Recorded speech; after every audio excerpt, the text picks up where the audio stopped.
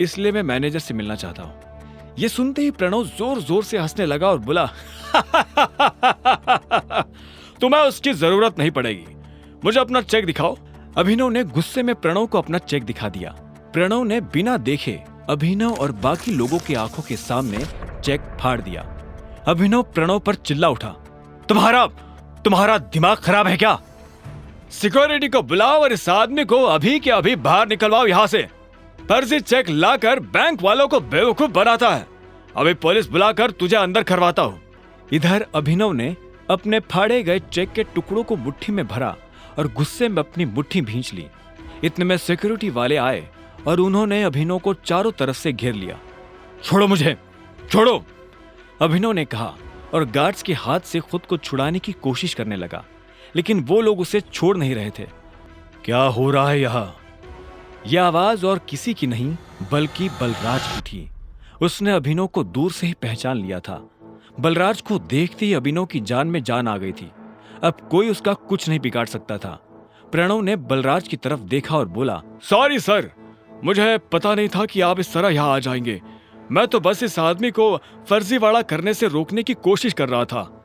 यह सुन बलराज ने अभिनव को ऊपर से नीचे तक देखा और फिर गार्ड्स की तरफ देखते हुए बोला, छोड़ दो उसे, बलराज ने कहा और मैनेजर के कैबिन की तरफ बढ़ने लगा। उसने पलटकर अभिनव को भी अपने साथ आने का इशारा किया। अगर इसने कुछ गलत किया है तो इस बारे में मैनेजर को पता होना चाहिए। अगर तुम अपने लेवल पर एक्शन लोगे तो हो सकता है कि मैनेजर बुरा मान जाए। जी सर, प्रणव ने हाँ में सिर हिलाते हुए कहा। बलराज ने अभिनव को घूरा और उसे अपने साथ अंदर आने का इशारा करने लगा। दोनों एक साथ मैनेजर के बड़े से कैबिन में दाखिल हो गए थे। मैनेजर अपनी कुर्सी पर बैठकर कंप्यूटर पर काम कर रहा था। बलराज ने उसका ध्यान अपनी तरफ खींचने के लिए दरवाजे को जोर से बंद किया। अचानक से मैनेजर की नजर दरवाजे पर पड़ी। जब उसने देखा कि सामने बलराज खड़ा है तो मैनेजर खुद अपनी कुर्सी से खड़ा हो गया। बलराज सर, आप यहाँ कैसे? मुझे बुलवा लिया होता। बलराज ने उसे खींचते हुए देखा और बोला, वैसे तो मैं यहाँ कुछ काम से आया था, लेकिन बाहर जो मैंने तमाशा देखा तो मुझे लगा कि पहले उसके बारे में तुमसे बात कर लेनी चाहिए। तुम्हें पता है ये साहब कौन है? मैनेजर ने अभिनव की तरफ देखा। उसकी नजर उसके चेहरे से फिसलते हुए उसके हाथों और आखिर में उसकी अंगूठी पर चली गई। जैसे उसने अंगूठी पर बने उस निशान को देखा तो मैनेजर का मुंह खुला का खुला रह गया। उसके मुंह से निकला, बाप रे बाप, ये टाइगर है। ये कौन है? अभिनव ने बलराज से पूछा। ये उस टीम का आखिरी हिस्सा है जिस टीम के तुम कैप्टन हो, टाइगर।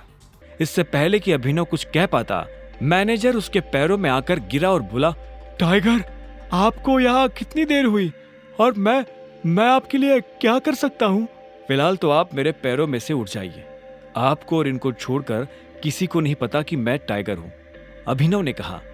यह सुनते ही मैनेजर अपनी जगह पर खड़ा हो गया और बोला, आपको देखकर बहुत अच्छा लगा। अब आप आ गए हैं तो हमें जरूर इस मुसीबत से बाहर निकाल ही लेंगे। वो सब तो ये कर ही लेंगे, लेकिन उससे पहले आपको अपने नौकरों को सबक सिखाना पड़ेगा, क्योंकि अगर मैं सबक सिखाने पर आ गया तो आपको पता ही है क्या होगा, बलराज ने कहा। और अभिनव के साथ जो हुआ उसने मैनेजर को सब बता दिया। ये सुनते ही मैनेजर का खून खौल उठा। उधर जब अभिनव और बलराज मैनेजर के कैबिन में खड़े थे तब इधर एक हट्टा कट्टा सा आदमी स्विमिंग पूल में काला चश्मा लगाकर खड़ा था। उसकी आंखों पर चश्मा, गले में सोने की मोटी चैन और बगल में विस्की का ग्लास था। वो आदमी लड़की के गालों को सहला रहा था। तभी उसे किसी के पैरों की आवाज सुनाई दी। उसने देखा उसका सेक्रेटरी भागते हुए उसके पास आ रहा था। सेक्रेटरी उस आदमी के पास आया और बोला, सर, अभी खबर मिली है कि टाइगर लौट आया है। यह सुनते उस आदमी का हाथ रुक गया। उसने लड़की के गाल पर से हाथ हटाया और हाँ में सिर हिलाते हुए सिगार पीने लगा। आप कहते हैं तो? सेक्रेटरी आगे कुछ कहता उससे पहले उस आदमी ने कहा, अभी नहीं, अभी तो आया है, थोड़ा उछल कूद करने दो, पर हाँ, इस बार उसे पिंजरे में डालने की गलती नहीं करनी है। सेक्रेटरी ने हाँ में सिर हिलाया और वहां से निकल गया। Who is tiger? बगल में खड़ी उस लड़की ने पूछा। आगे की कहानी जानने के लिए देखें अगला एपिसोड सिर्फ पॉकेट एफएम के यूट्यूब चैनल पर, और द रिटर्न ऑफ टाइगर के सारे एपिसोड्स को सुनने के लिए डिस्क्रिप्शन में दी लिंक से डाउनलोड करें पॉकेट एफएम ऐप।